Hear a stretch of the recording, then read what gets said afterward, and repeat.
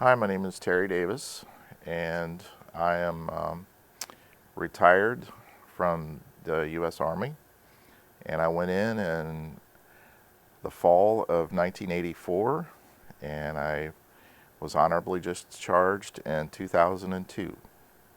My basic training, I went in to Fort Leonard Wood, Missouri, and that was in the winter months of 1983. And I took my basic training there, and I took the advanced training there as well. So it was a combined training. Well, my skill was truck driver.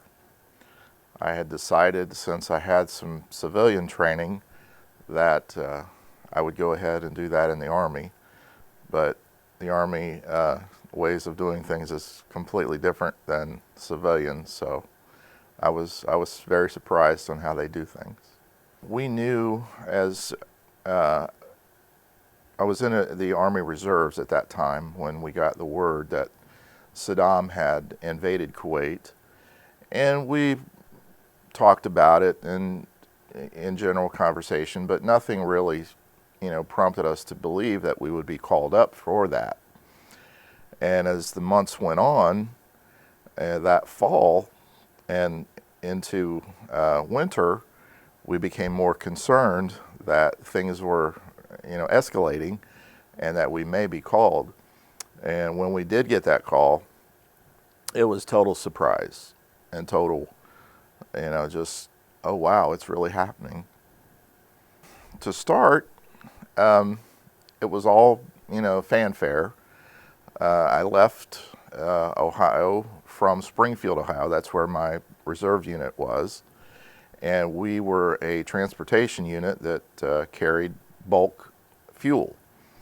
So that was our mission, was to resupply the bulk fuel stations, in the region there. So we left Ohio, headed for Fort McCoy, Wisconsin, to do desert training in the winter. So there we were in Fort McCoy with about a foot of snow, doing desert training. So if you can imagine that, it was quite interesting there, to say the least. And the spirits were high. Everybody was optimistic about what we were going to be going through, and how to deal with it. And spirits were very high, very jovial, if you want to say that or hear that. Oh yeah, we had very good camaraderie there.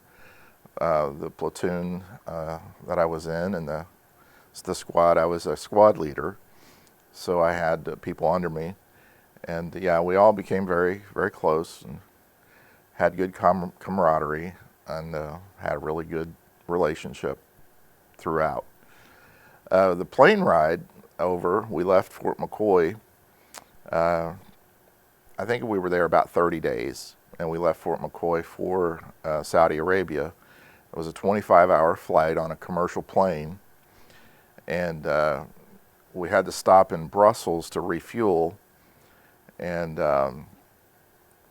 after that, rumors were that the pilot had to pay for the fuel with his credit card. I don't know if that was true or not, but we landed in Saudi Arabia, and it was quite the culture shock once we did deplane.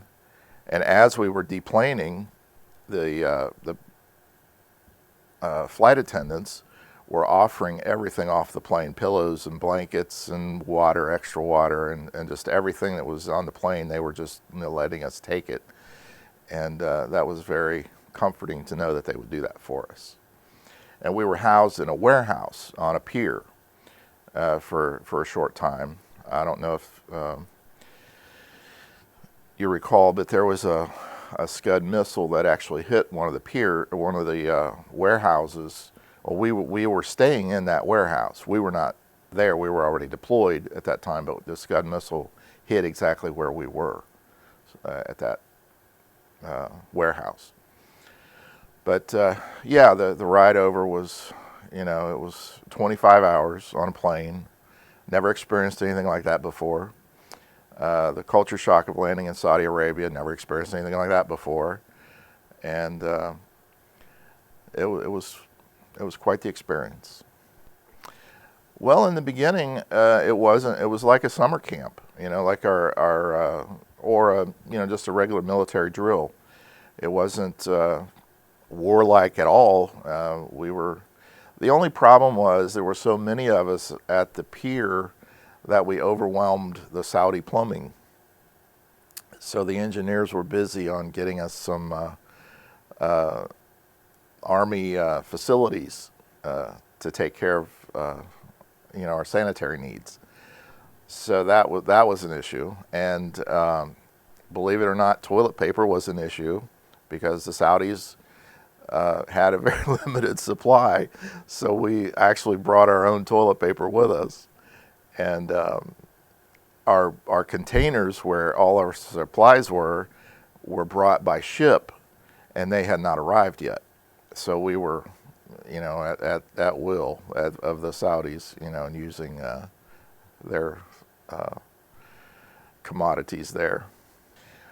My military service changed me in a way that I respect life, because in the when we did go with the ground war, when we were deployed, our mission had actually changed. We went from a bulk haul unit to a resupply unit, which we were with a fashion of the 2nd Armored.